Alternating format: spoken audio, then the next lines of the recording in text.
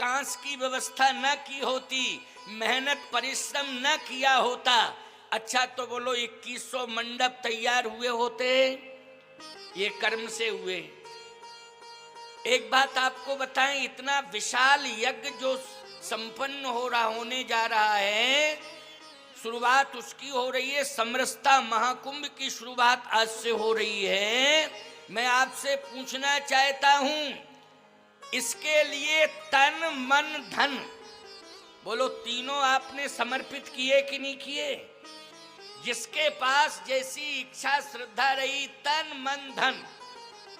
अच्छा बोलो धन कहां से पैदा हुआ? अगर तुम किसान हो तो खेत में तुमने ट्रैक्टर चलाया, हल चलाया कि नहीं चलाया? बोलो तुमने अपना पसीना बहाया कि नहीं बहाया? बोलो मेहनत की कि नहीं की? तो उस मेहनत से तुम्हें धन मिला कि नहीं मिला? तो धन कहां से आया? तुम्हारे कर्तव्य से आया है, तुम्हारे कर्म से आया है। वही कर्म से तुमने धन को अर्जित किया और समरसता महाकुंभ में लगा दिया है। यही है कर्म की यमुना, यही कर्म कथा रविनंदनी वर्णी। यह है कर्म का स्वरूप। जहां भी देख रहे हो वहां विशाल मंडप, जैसे राम कथा मंडप, भोजन प्रसादी के लिए अलग से मंडप तैयार किया गया है, ये देवताओं के लिए अलग से मंडप तैयार किए गए हैं, भोजन प्रसादी के लिए अलग से मंडप, राम कथा के लिए अलग से मंडप। बोलो ये रचना है कि नहीं? ये क्या है? ये सब महाकुंभ की रचना है प्यारे। तो आज इस रचना के माध्यम से इसमें कर्म का समर्पण हो चुका है, इसलिए इस समरसता महाकुंभ में कर्म रूपी यमुना प्रकट हो गई हैं। बोलिए यमुना मैया की। कोई भी माई का लाल टिप्पणी नहीं कर सकता है, याद रखना। ये सोशल मीडिया के माध्यम से मेरी बात लाखों लोग सुन रहे हैं, लेकिन वो टिप्पणी नहीं कर सकते हैं कि आपने यमुना को कैसे सिद्ध किया है। मैंने कर्म रूपी यमुना को रामायण के माध्यम से सिद्ध कर दिया है। विधि निषेधमय, विधि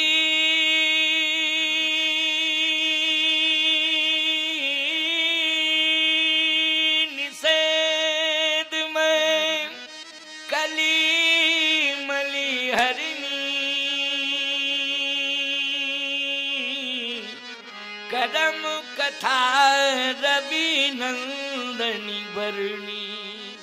कर्म कथा रविनंदनी वर्णी, ये है कर्म कथा, ये है कर्म रूपी यमुना। बोलो भाई कुंभ महाकुंभ को मैं सिद्ध करता जा रहा हूं कि नहीं करता जा रहा हूं? नहीं केवल कहता जाता समरसता महाकुंभ, समरसता महाकुंभ। अरे महाकुंभ तो तब सिद्ध होगा ना जब गंगा यमुना सरस्वती तीन आ जाएं, तीनों आ जाएं, तब महाकुंभ सिद्ध होगा प्यारे। और आज मैंने दो पवित्र नदियों को राम कथा के सत्र में, प्रथम दिवस के सत्र में महात्म में ही सिद्ध किया है। राम भगति जही सुरसरी धारा, यह है राम भक्ति रूपी गंगा यहाँ, और कर्म रूपी कर्म कथा रविनंदनी वर्णी कर्म रूपी यमुना। अब कोई कहे सरस्वती जी को कहां से लाओगे? सरस्वती कहां से आएंगी? सरस्वती, अच्छा तुम सभी बताओ ईमानदारी से, ये जो मैं बोल रहा हूं ये किसकी कृपा से बोल रहा हूं? बोलो सरस्वती जी की कृपा से बोल रहा हूं कि नहीं बोल रहा हूं? सरस्वती जी, बहुत से लोग बैठे बैठे यहां कह रहे होंगे कि सरस्वती जी स्वयं बोल रही हैं। बोलो ये भी अनुभव कर रहे होगे आप? स्वामी जी की वाणी से तो सरस्वती जी निकल रही हैं, ये सरस्वती की वाणी है। अब विचारवान श्रोताओं, बिना सरस्वती की कृपा के एक शब्द नहीं निकलता, चाहे जितनी कोशिश कर ली जाती। तो आज समरसता महाकुंभ के श्री राम कथा के प्रथम सत्र की कथा में जो आज कथा का प्रवाह चल रहा है, यही सरस्वती मैया का दर्शन है। इसी से सरस्वती मां प्रकट हुई हैं। बोलिए सरस्वती मैया की। ये कथा का वाचन ही, प्रवाह ही सरस्वती का स्वरूप है। अब बोलो गंगा यमुना सरस्वती, अब तीनों बोलो समरसता महाकुंभ में आज प्रकट हो गए कि नहीं हो गए। अब आप कहोगे महाराज जी तीर्थराज प्रयाग में है अक्षय वट, अक्षय वट,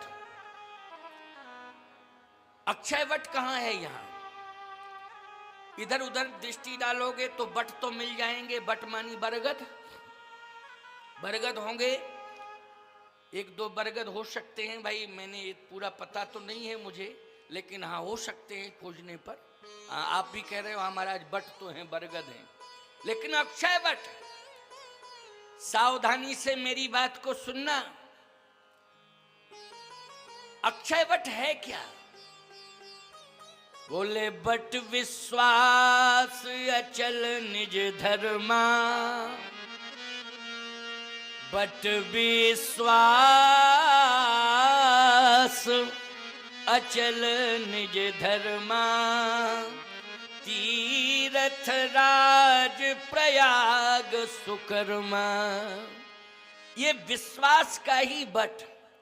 और मैं आपको एक बात बता देना चाहता हूं, यहां इस परिसर में बट तो होगा, लेकिन अक्षय वट इसलिए हो गया क्योंकि ये रुद्र महायज्ञ हो रहा है। भगवान शंकर अक्षय के प्रतीक हैं, विश्वास के प्रतीक हैं, इसलिए भगवान शंकर ही यहां अक्षय वट के रूप में। भगवान शंकर किस रूप में है? जल्दी बोलो। अक्षय वट के रूप में। इसलिए भगवान शंकर रुद्र महायज्ञ है। ये समरसता महाकुंभ में रुद्र महायज्ञ की स्थापना की जा रही है, इसलिए रुद्र महायज्ञ का स्वरूप ही अक्षय वट का स्वरूप माना जाएगा। अच्छा भैया, अक्षय वट विशेषता क्या है उसकी? अक्षय वट के नीचे जो भी पहुंच जाता है, एक तो वो मृत्यु के भय से मुक्त हो जाता है। विशेषता सुनते जाना जो मैं बता रहा हूं आपको। अक्षय वट के नीचे जो भी आ जाता है वो मृत्यु के भय से मुक्त हो जाता है, और जो भी कामना लेके जाता है उसकी समग्र कामनाओं को अक्षय वट पूरा कर देता है। ऐसे ये समरसता महाकुंभ और ये 2100 रुद्र महायज्ञ, इसमें जो भी आ जाएगा, सम्मिलित हो जाएगा, वो मृत्यु के भय से मुक्त हो जाएगा एवं उसकी समग्र मनोकामनाएं पूर्ण हो जाएगी। इसलिए ये रुद्र महायज्ञ ही अक्षय वट है। समझ गए हो कि नहीं समझ गए हो? लेकिन विश्वास तुम्हें करना पड़ेगा। अच्छा, क्या करना पड़ेगा? विश्वास करना पड़ेगा। बिना विश्वास के काम चलने वाला नहीं है। इसलिए विश्वास रखना कि ये अक्षय वट है आपके लिए। ये राजस्थान वासियों और खास तौर से आसपास के जितने भी लोग हैं, इस तहसील से लेके जिले से लेकर के एवं आसपास के जिलों का ही ये महाकुंभ नहीं है। इस महाकुंभ की सफलता अंत में उस चरम परिणति पर पहुंच जाएगी कि ये पूरे भारत वर्ष में नहीं, पूरे विश्व में विख्यात समरसता महाकुंभ हो जाएगा, ऐतिहासिक महाकुंभ हो जाएगा। ये केवल क्षेत्र का महाकुंभ नहीं रहेगा, याद रखना। इसलिए आप सबको इस रुद्र महायज्ञ समरसता महाकुंभ के अक्षय वट के नीचे आना है और अपनी मनोकामनाओं को पूर्ण कराना है और मृत्यु के भय से मुक्त हो जाना है। देखो, मरना तो सबको पड़ेगा, लेकिन भयभीत होकर के मरना अच्छी बात नहीं है। भय मुक्त होकर के मरना अच्छा होता है। तो याद रखना, ये मृत्यु का जो भय आपको सताता है, इस भय से आप मुक्ति पा जाओगे। आप भगवान के धाम को ऐसे सरलता और सहजता में प्राप्त करोगे जब भी अपनी आयु पूर्ण करके जाओगे कि मोक्ष के सभी द्वार खुले मिलेंगे आपको, आप परम पद को प्राप्त करोगे। ये रुद्र महायज्ञ समरसता महाकुंभ का अक्षय वट का स्वरूप है जो मैंने आपको बताया। अब ये अक्षय वट सिद्ध हो गया। आप कहोगे महाराज जी यहां पर भरद्वाज जी कहाँ हैं? भरद्वाज जी का दर्शन हो और उनके गुरुदेव याज्ञवल्क्य जी का दर्शन हो तब तो माना जाएगा। तो मैं एक बात कहना चाहता हूं, इस समरसता महाकुंभ में जो मैंने एक प्रयाग का, तीर्थराज प्रयाग का स्वरूप प्रकट किया है, इसमें अक्षय वट मैंने किसको बताया है? जल्दी बोलो। भगवान शंकर को और रुद्र महायज्ञ को। गंगा किसको बताया है? भक्ति रूपी गंगा, राम भक्ति की गंगा, राम भक्ति का वातावरण ही गंगा है। यमुना किसे बताया? कर्म रूपी यमुना। सरस्वती किसे बताया? जो कथा का प्रवाह चल रहा है ये सरस्वती है।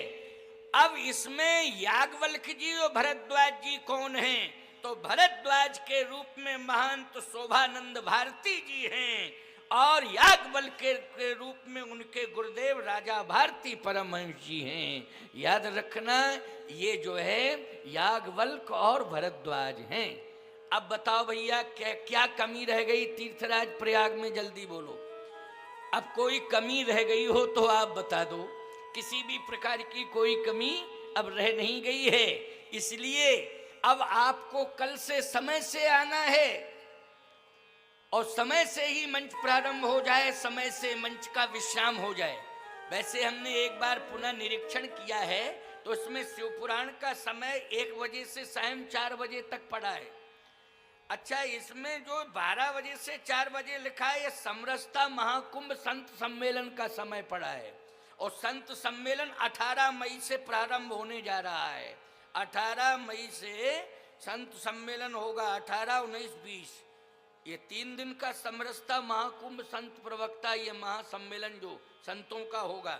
इसमें रासलीला का समय 8 बजे से 11 बजे पड़ा है, शिव महापुराण का 1 बजे से सायं 4 बजे और श्री राम कथा का भी 30 अप्रैल से 8 मई 1 बजे से 4 बजे तक है। लेकिन मेरे मुख से 12 बजे निकल गया है तो आप 12 बजे यदि आ जाएंगे तो ये विश्वास के साथ कह रहा हूं कि मैं उदारता का परिचय दूंगा, आपको निराश नहीं करूंगा।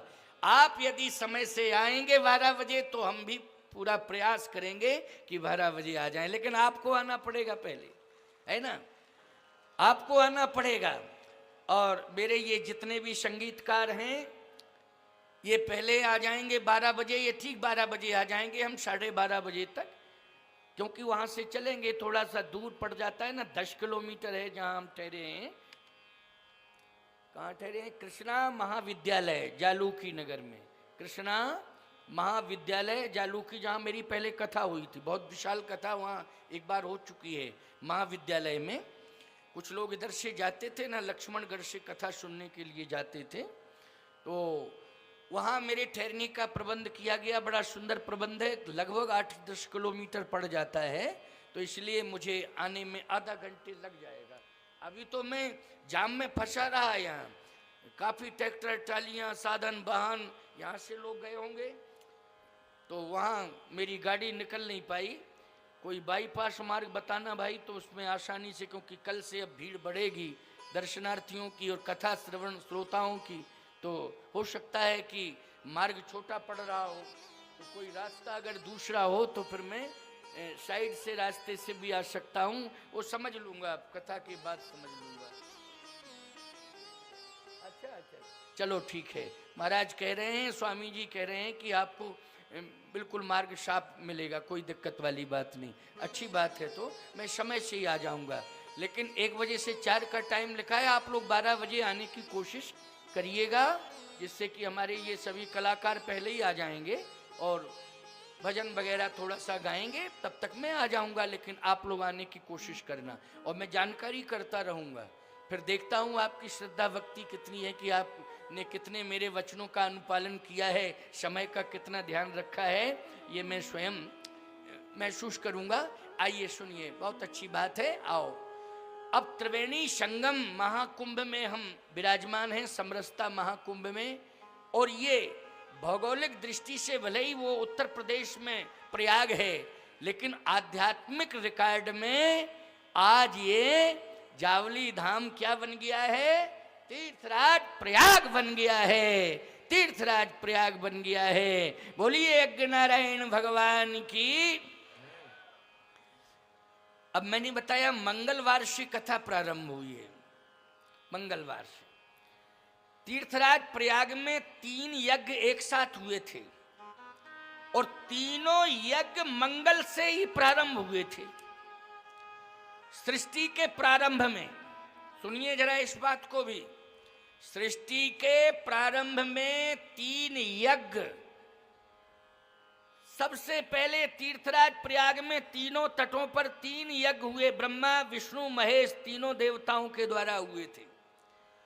और एक ही साथ में त्रिवेणी के तट पर एक ही समय पर तीनों त्रिदेवों ने यज्ञ किए थे, लेकिन तीनों यज्ञ मंगल